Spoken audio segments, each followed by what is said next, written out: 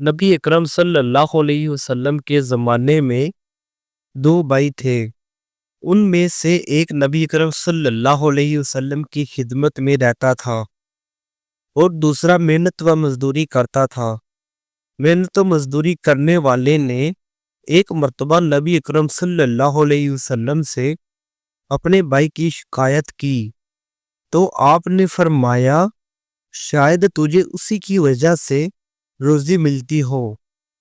رسول اللہ صلی اللہ علیہ وسلم اور آپ کے گھر والے مسلسل کئی راتیں خالی پیٹ گزار دیتے اور رات کا کھانا نہیں پاتے تھے، اور ان کی اکثر خوراک جو کی روٹی ہوتی تھی۔ رسول اللہ صلی اللہ علیہ وسلم نے چوکی یا میز پر کھانا کبھی نہیں کھایا اور نہ ہی کبھی باریک آٹے کی روٹی کھائی، یہاں تک کہ دنیا سے کوچ کر گئے۔ ہم نے رسول اللہ صلی اللہ علیہ وسلم سے بھوک کی شکایت کی اور اپنے پیٹ سے کپڑا اٹھایا جن پر ایک ایک پتھر بندھا ہوا تھا، سو آپ نے اپنے مبارک پیٹ سے کپڑا اٹھایا تو اس پر دو پتھر بندھے ہوئے تھے۔